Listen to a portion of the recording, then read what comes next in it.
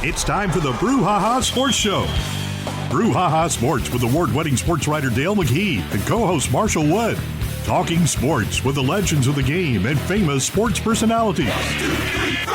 Brouhaha! Now to Marshall and Dale with tonight's guest. Good evening, everybody. Marshall Wood, Dale McKee. Brouhaha time once again in the great city of Waynesboro, Mississippi. 39367. How you doing, buddy? I'm doing good. How you doing? Man, always. Probably just a few clicks as good as you. But if I could just be as good as you are once, I think I could just call it a day. Well, you just keep working on it. I'm trying. You get up there in the morning, you look in that mirror, and you just say that to yourself. I want to be as good as him. You know, you always got to have that, you know. Yeah. You got to have that somebody you can look up to that you want to be like. Yeah. You're it. I want to be like you. Okay. I don't know why. I still don't understand why my wife married me, but that's a different question. Yeah. Different time. No. What you see in me? You know? Well, yeah. A lot of stuff going on. It looks like we got a Super Bowl coming up here for long. Yeah. The Chiefs back in it, aren't they? Yeah, you know, they go a lot here lately in the last few years. You know, everybody said they're going to get beat because they had to go on the road twice, and guess what? They ain't happened yet. And is Patrick Mahomes the best quarterback ever been in the world? Nah, I'm sure that Archie Manning's probably the best, right? I love Archie Manning. Yeah. You know, but his record, other than his value has been found in his progeny. Well, I'll be honest with you. I think if Archie was in one of these NFL offenses right now, I think he would be pretty good. But how old is he? Well, that's a problem, you know. He probably wouldn't be as good as he was in 69, 70, you know. But I love Archie. Well, Archie's biggest issue, just reading a lot of history about him, is he was constantly hurt. He was playing with the Saints. Yeah, but even when he's at Ole Miss, he broke his arm in high school, and then he broke the same arm at Ole Miss his senior year. You know, that cost him the Heisman Trophy. Sure, and then I think that senior year too, he played with a pulled hamstring the first half of the season. Yeah. And that's when Southern Miss upset them. Yeah. You know, I would just like to see him in this offense. I still think he's the best Manning athlete of the three boys right now. Yeah. I really believe that. Well, I've always been a huge fan of Archie, and I always wondered what it would have been if he'd have gone to the Steelers and Bradshaw had gone to the Saints. Yeah.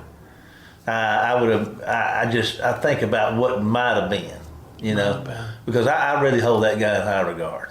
Well, you know, for his, you know, they had the draft back then in January, and about this week, that's when they used to have the draft, you know. And back in the day, they had like 17 rounds, if you remember that. But you know, the Kansas City Chiefs were really interested in him.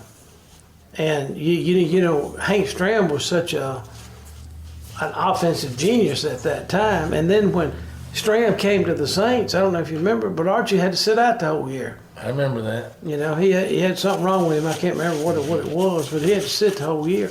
And did you know that year that he sat, he actually got thrown out of a game? Because he was fussing at the referee that threw him out of the game. Do it, Arch. Yeah, that's the only time he ever got thrown out of a game. Yes, sir. So anyway, but those are just stories from another time about Del Arch. Well, he's good. Let's see. But you know, we just got to talk about the Super Bowl and who's going to be in the Super Bowl? Kansas City, and who's that? San Francisco. San Francisco. Who's the best team? Well, you know, I really thought a month ago Baltimore was the best team, but they didn't make it to the dance. Really, I really think the 49ers, they just seem a little bit. They just seem to be a niche better to me, especially after that comeback yesterday, because poor Lions couldn't stop them. Yeah. And the second half, but there were some weird things happening in that ball game. And I'm not talking about the fourth down plays because you really can't criticize the coach. He did that all year. He rolled the dice on fourth down all year. Yeah. Oh yeah. That's just his style. Yeah. So people need to get over that. Well, you should have kicked the field goal. Well, what if he tried to field goal and missed it? Yeah. What an idiot he would have been. And he's thinking there 4th and 3 with 6 minutes to go. I probably went for it too if I was down 10. Yeah. You know what I'm saying? And so, but now I did disagree with him trying to go for it on 4th down in the third quarter and passing up the field goal because you're still in the third quarter. Yeah. Well, I was going to ask you something and forgot what it was. But I tell you what I do know. I do know something I need to ask you. What about our guest tonight and what we're going to talk about? Well, we're going to talk to former NFL player, Tampa Bay, a long-time veteran player for 10 years, Randy Grimes. Yes, sir. And Randy was an All-American at Baylor University for Grant Taft, who was one of the great coaches of that era. And so he's going to talk to us about the NFL, about the season and what he thought about it and what he thinks about the big game next week. Oh, yeah. Well, I'll tell you what, let's do. That ought to be fun. So let's take a break to hear from our sponsors, and then you, Dale, and I will be back with Randy Grimes right after this commercial break. We'll see you then, folks. All right. Phillips Building Supply in Laurel, your hometown building supply store since 1954. We are locally owned and pride ourselves on helping our customers find exactly what they need. From foundations to roofs to doors and windows, Phillips has it. For tools, hardware, lumber, and plywood, visit Phillips Building Supply. Welcome to the show, Randy Grimes. How are you doing today, Randy? Man, I'm doing great. I appreciate the opportunity to be on. How are you guys doing out there? Well, we're good. We're trying to we're trying to move this weather on out of here and get a little, maybe 65 degree temperature sometime. It's a little bit chilly in the morning. I know. I've been. Yeah. That's the same weather that just came through here in Texas. So yeah, I know what you're talking about. Yeah. Well, listen. Let's talk about what we're going to talk about today is pro football. Tell us what your thoughts are about this matchup in the Super Bowl. Well, first of all, I'm a big Detroit Lions fan because they were in our division, and I really, really had hoped that they would get there. And dadgummit, they kept dropping passes and fumbles and everything else, and they just kind of, I don't know, they blew it. And I feel bad for Dan Campbell because he created such a great culture up there, and those guys, they deserve to be there. And but it's going to be a great game. I look forward to seeing San Francisco and the Chiefs. Sometimes I wonder how in the world do the Chiefs get to the playoffs every year, but. Deep down, I know how. They got there because of Mahomes, and he's a playmaker, and Kelsey, and got some real stars on that team that make plays when they have to. And that's the difference, And so it's going to be a great Super Bowl. Purdy always seems to come through when it counts the most. And you can't discount that kid, no matter where he was drafted or his size or his experience or anything, because he's a playmaker and he wins games. And that's what it takes to get to that final game. It's been a pleasure watching him and knowing where he came from. I mean, doesn't he carry the title? And I hate to say it, Mr. Irrelevant, being the last guy chosen in the draft, and here he is coaching a Super Bowl. Coaching, but playing quarterback in the Super Bowl. That's amazing, is it not? Well, he might have been labeled that, but he definitely has proven that he's anything but irrelevant. Yeah. And I'll get to see all those guys again this year. This will be the 15th consecutive year that I've spent the week in whatever city the Super Bowl's in. Wow. So I'll get to see those guys a lot, and I'll get an opportunity to talk to just about everybody we've talked about so far. And I look forward to that. I look forward to meeting that kid and learning more about it. And I say kid because he is a kid. Yeah. Well, meeting him and learning more about him, and I know his faith is strong. I know he comes from a good family background, and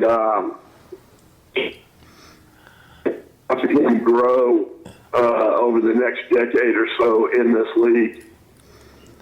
I saw a little brother of his. I believe he's got a little brother, and I can't remember his name, but I was watching a college football game somewhere this past season, and I believe he has a little brother playing somewhere. I can't remember his name, but there's another Purdy on the way. Randy, I wanted to ask you your thoughts on Patrick Mahomes. We talked about Purdy, and now we're at Mahomes. I mean, this guy is – I'm trying to get a picture of just how good he really is and where he might stand and throughout, in terms of you put him in a 10 or 20 year or 30 year or 40 year deal. How good is Patrick Mahomes, do you think? Well, I think we judge all quarterbacks by what Brady has accomplished. And, Brady's sitting there with 7 rings. He's considered the GOAT. But Brady never had the athletic ability that Mahomes has. And I think when it's all said and done, he will absolutely have been the greatest. I don't see anybody coming up that can compete with him. I don't see anybody that's from any other decade that can compete with him and what he's able to accomplish, because he's just such a great athlete. And not only that, but he's a playmaker.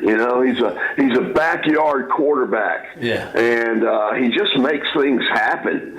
And you can't teach that kind of stuff. You either have it or you don't. So I guarantee you, when it's all said and done, then when we put up all the Christmas ornaments and everything, that he's going to be considered the best of all time. Wow, I was kind of wondering. I wanted to hear from an inside view on that. I thought he was pretty good, but I'm glad to hear you say that about that young man. He's fun to watch, man. He can make all kind of strange throws too. Woo! Have we? There's another element to that.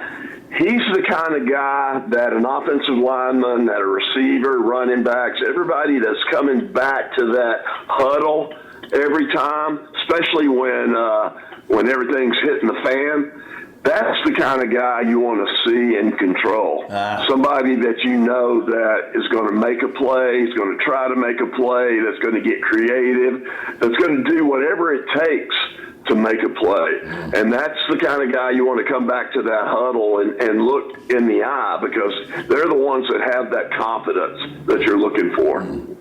Well, it seems like the Chiefs improved so much. They lost that opening game to Detroit, but they seem to be struggling there early in the year, but they just picked it up. And then you look at Baltimore, who they played yesterday. A month ago, I thought Baltimore had the best team in the NFL. They went out to San Francisco and dominated them, and everybody thought up to that time San Francisco was really good because they were like 11-1 or 11-0, something like that when they went out there.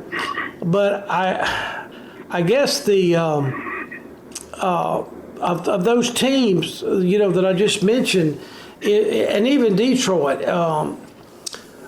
how would you? Were any of those surprises this year? Was Detroit a surprise team? Yeah, I think they were. I think they were surprised that they lasted so long in the run and stayed healthy. And that's got a lot to do with it. You got to stay healthy. You got to keep everybody healthy. And but Dan was able to accomplish something up there. He had those guys believing in themselves, and that's something that Detroit hadn't had in a long time. That's something that Tampa Bay didn't have for a long time until Brady got there. And he just kind of turned the whole attitude in the locker room around, and that's 90% of it right there. Is once you get that attitude turned around in the locker room, because you got great talent on every team. Every team in the league is capable of going all the way. It's just a matter of getting that right attitude. And I don't know what happened to the Chiefs early in the season. and it could have been a number of different things. But the bottom line is they had that winning attitude, and they were able to turn it around. They've been there before. They know how to act, and they know what it takes. And they did. They turned it around, and look at where they are right now. So I give them all the credit. You got to give Coach a lot of credit too. Yeah. Yeah, they were having trouble with their receivers in those first few games. They were having a hard time catching the ball. The Chiefs were, and Detroit had a hard time with that yesterday too. Yeah, well, I was going to say that, but Mahomes got that ball out so quick yesterday. What is your take on Lamar Jackson? He's fixing to probably win his second MVP. Was he pressing too much yesterday, or are they just out of sync in offense?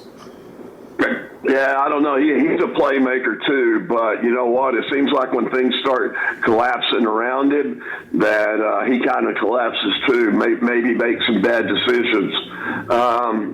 He's a great athlete. I mean, I can't say anything about that.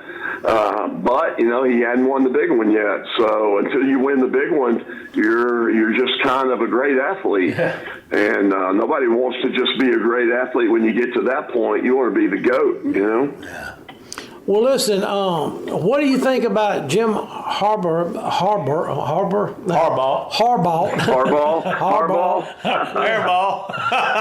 Seemed like the Chargers bought him this week. What do you think about him going to the Chargers? Do you think it's a good fit for the Chargers and for him? Oh, I think it's a great fit for the Chargers. I don't know if it's a great fit for him. I don't know what he's thinking. I don't know why he has this desire to get back in the NFL, and the fact that he does want to get back in the NFL. Why with just the Chargers? Why not maybe somebody like the Cowboys or the Bucs or something? But I'm sure he has his reasons. I mean, I played with John. His legacy in football has already been cemented, and I guess there's something else he feels like he needs to accomplish, and if he can do it with the Chargers, then more power to you. I don't know.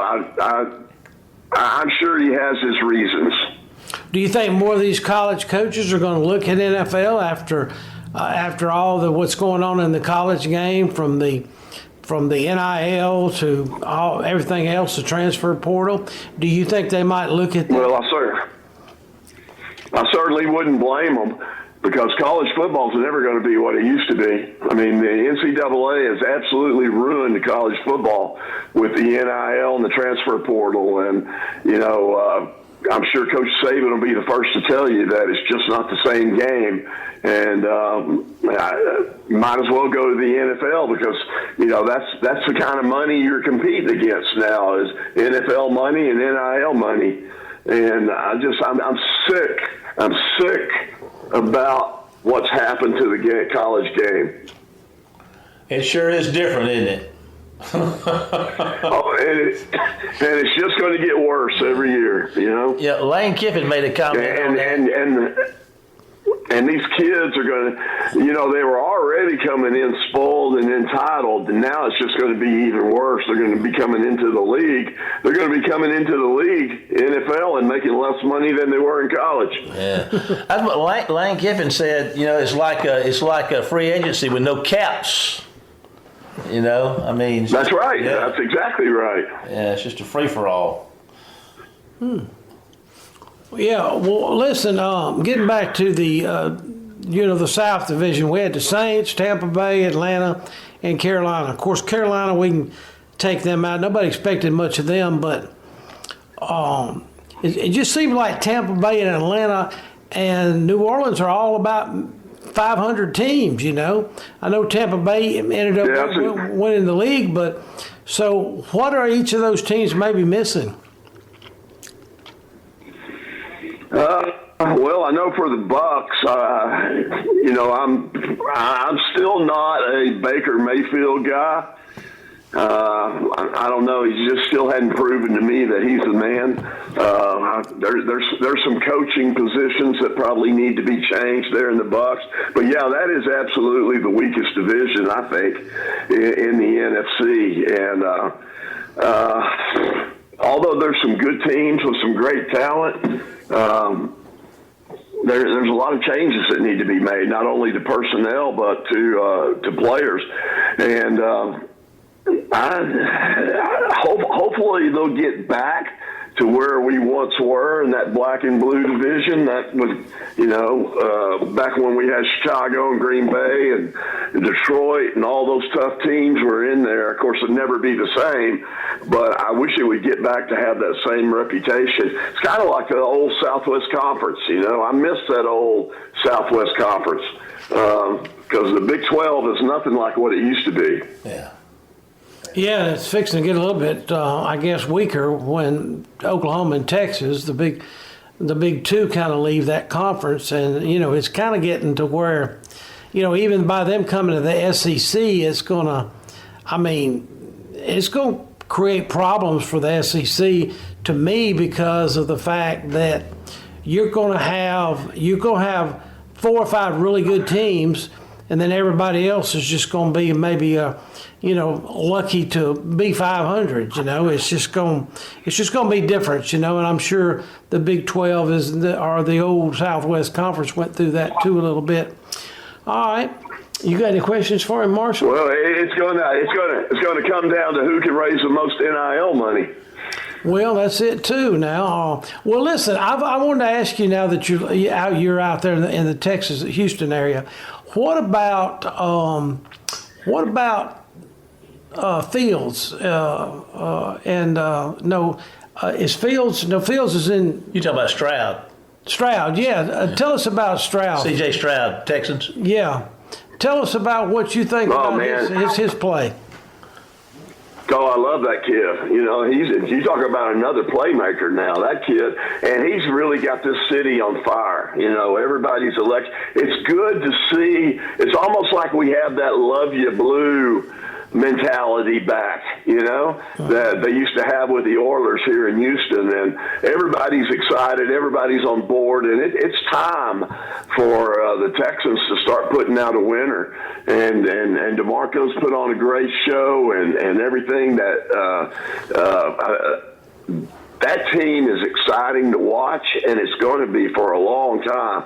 So I'm really happy about that. It's kind of cool what's going on here in the city of Houston around the Texans.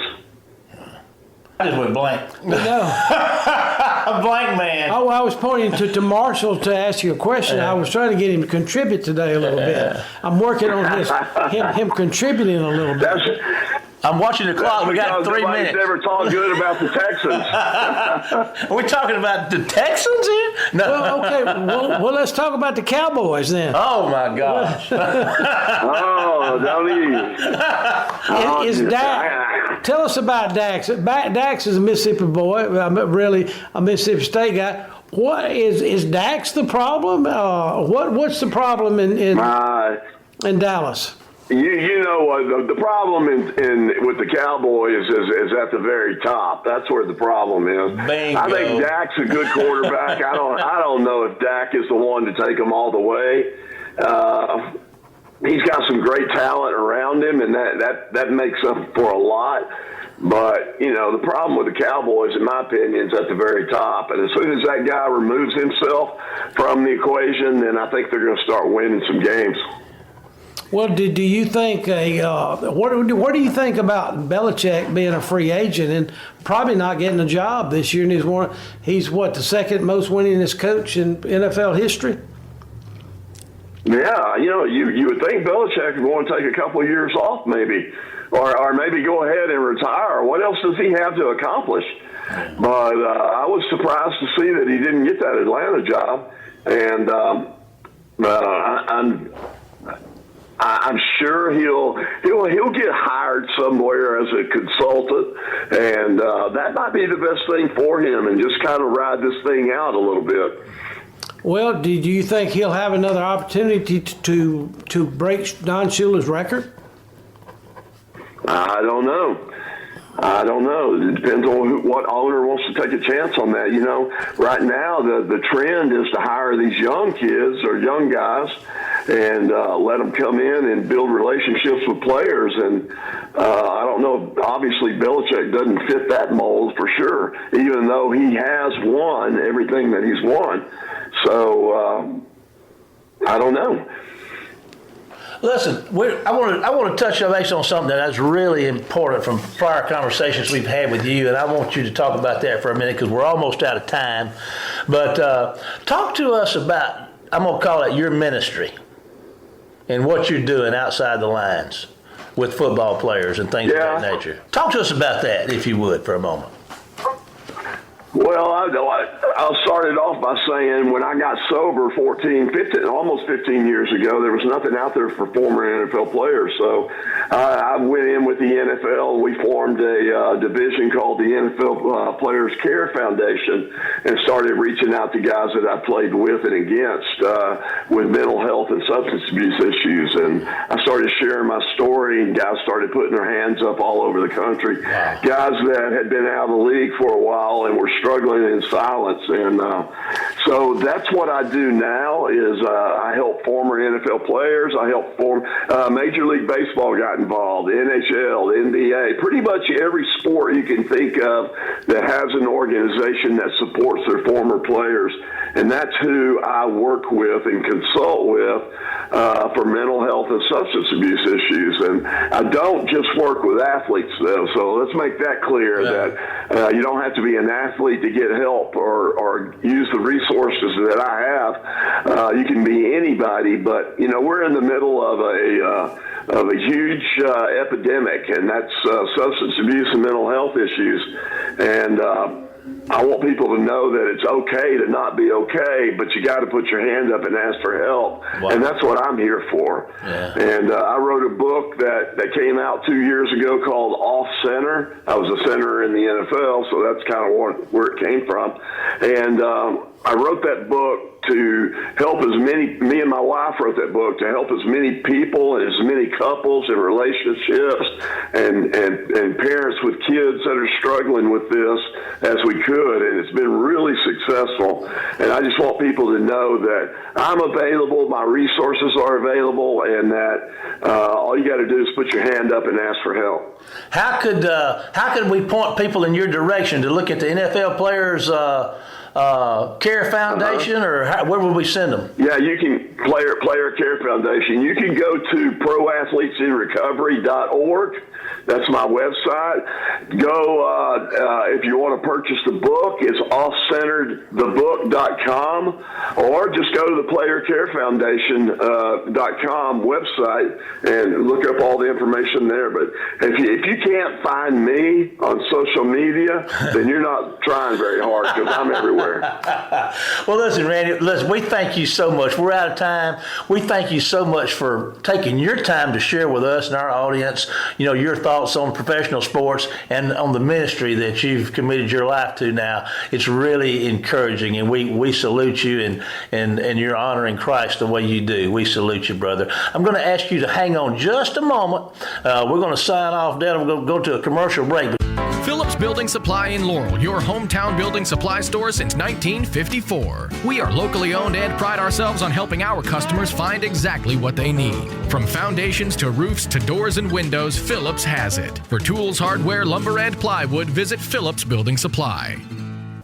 Having a good time here at the Brouhaha tonight, talking to Randy Grimes. I tell you what, great guy, great ministry he started. And I mean, that thing's taking off big. And anyway, we encourage you. We're going to post on our website about how you can follow that down and and see what's going on. Dale, we talk about these playoffs a little bit, and money, it seems to always come up. I just looked up to see how much these guys get paid, a little extra money for playing in the playoffs. Well, the NFL's like this. They get game checks on Tuesday after the game they play. Yeah. And they get 17 or 18 of them. I'm not sure what it is. But you divide that by their contract, and that's their checks. Once the playoffs start, the NFL pays them. Oh, very nice. And this is what they pay them. Let's see if I can get this right. Let's see here. 23, 24 NFL playoff players are paid either $41,500 wild card teams or $46,500 division winners. So if they win a wild card game or play in a wild card game, pick up $41K. Mm-hmm. Division winner $46,500. Let's see what else we got here. Oh, listen to this. Players who win the Super Bowl are going to make an additional $157,000, and the losing players in the Super Bowl will make $82,000. Yeah, and everybody that played in that game yesterday got $69,000. $69,000. That's right. You just know all that off the top of your head, Dale. That's impressive. I was reading about it too the other day. Oh, were you? Yeah, and you remembered it. Yeah, I mean, it was popped up on one of my That's impressive. deals, and I just. How much do you make at the Brouhaha, Dale?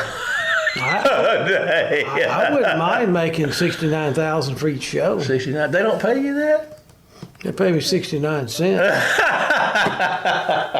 Well, I tell you what, you're worth every penny of it. Don't let anybody tell you that you're not. And on that thought, yes, I want to remind everybody that they can follow us, and keep track of us on Facebook at the Brouhaha, and all of our shows are archived on our YouTube channel at the Brouhaha. But it's come down to this, as it always does. It is time to say goodbye, Dale. Goodbye, Dale. Goodbye, Dale, and we'll see you next week for more of the Brouhaha. Get us out of here, Jamie. You've been listening to the Brouhaha with Dale McKee and Marshall Wood. Heard Tuesday evening, 6 p.m. on WABO. For more of the Brouhaha, follow us during the week on Facebook and WABO.